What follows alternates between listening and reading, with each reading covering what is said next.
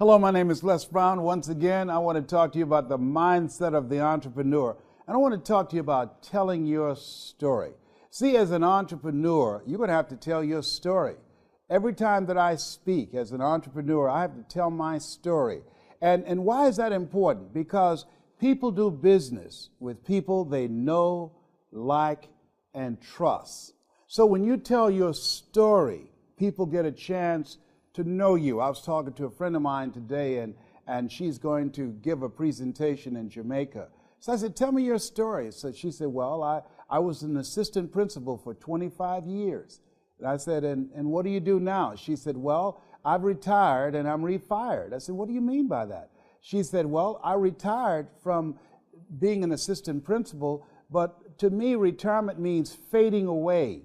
So now I'm an author, I'm a speaker, I teach people how to put together travel packages, I'm a travel agent, and I help people to begin to add more adventure to their lives. I said, very good. And so then she went on to talk about her education. I said, well, first of all, I said, here's what I want you to know. As an entrepreneur, and this is what you're doing, you're going to be talking to people to attract customers. I said, let me give you some points about what it is you need to do in order to attract more customers and for people to want to say, I want to do business with you. I says, number one, start off telling them who you are and why you do what you do. And why is this important? Because when people hear you speak as an entrepreneur, when you are presenting yourself, people are asking three questions. Who are you? What do you have? And why should I care? So I told Cynthia, I said, Cynthia, if I were you, here's how I would open up. Hello, how many of you have goals you want to achieve? Raise your hands. Very good. Let me share something with you. One of the things that I want you to do right now is think about your goals. I used to be an assistant principal for over 20 years, and I decided after retiring, I was not just going to fade away. I wanted to do something else. And I put together travel groups for people to travel around the world to live their dreams. And now I'm an author and I'm a speaker. And this is something that I enjoy doing. This is something that turns me on. What turns you on?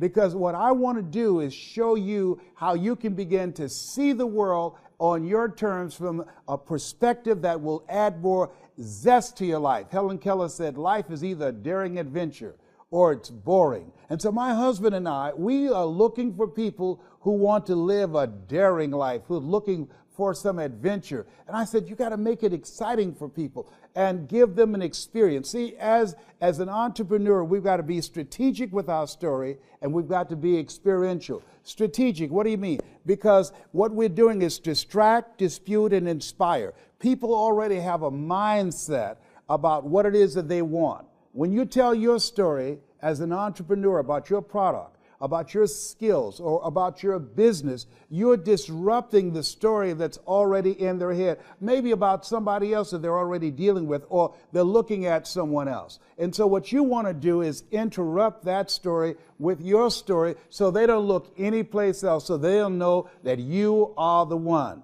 And through your presentation, you dismantle their belief system and begin to encourage them in the process of your presentation to create a thirst for you, for what it is you do. There's no saying you can take a horse to the water, you can't make him drink. However, through telling your story strategically and experientially, that you will begin to not only expand their minds about the possibilities about what it is you provide, but you create a thirst for what it is that you provide, where they want to. That's what you want to create, the want to, where they want to do business with you. I never forget, I was going to hire a guy to be my CPA, and at the door when he greeted me, he shook my hand, and the way he turned and walked down the hall, he said, I'm excited about how we're going to take your business to the next level. He had already closed me. We hadn't even pulled out the contract yet, but there was a mindset and a spirit of, I got you, buddy. You're up in my space right now.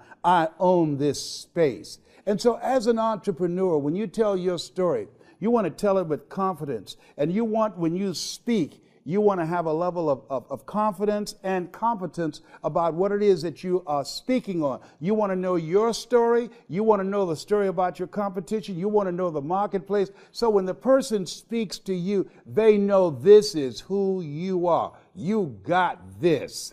And when you do that, let me share something with you. They'll leave there, as Mother Teresa would say, in a spirit of, I know I'm in the right place. They'll leave there ready to write a new chapter in their lives with you as their strategic partner, because you're going to take their business to the next level. Your story is important. One of the things that I love most about dealing with technology and Kajabi and telling a story, that what it took me years to do, it take you a fraction of that time. Now, getting started, looking for ways in which you can take your game to the next level, being unstoppable and relentless, looking for ways in which you can win, how you can snatch victories from the jaws of defeat, being the kind of person that's always looking for ways in which you can push the envelope on yourself. That's the name of the game today. And this era, what the late Peter Drucker calls the era of the 3 C's: accelerated change, overwhelming complexity, and tremendous competition. You got to run just to stand still. If you're serious about winning, you're going to be looking for ways in which you can study and know your customers extremely well, and begin to look at how is it that you can provide the kind of service that make you stand out in their minds. I'm reminded of a woman who became a dominant voice in her industry, and she was asked the question, what is it that you can point to that allowed you to become successful? And she said, it's not our intention to please our customers or to satisfy our customers. Our intention is to amaze them. See, when you are looking at your customers and looking for ways in which you can amaze them with your story, with your expertise, with your knowledge, with your follow-through, with the quality of the service that you provide, that's how customers vote with their dollars, because of the service that you provide and because of your keeping your word. They did a study to find out, what does customer service mean to the average person? And they said, reliability. Can we count on you? Will you keep your word? Will you operate with integrity? Will you honor your word as yourself? Can we count on you? You have something special. What's the story around your business? What is it about you? When people ask, who are you? What do you have?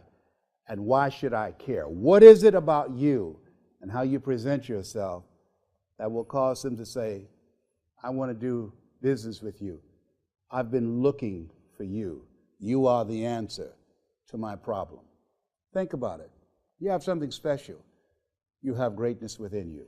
That's my story, and I'm still sticking to it.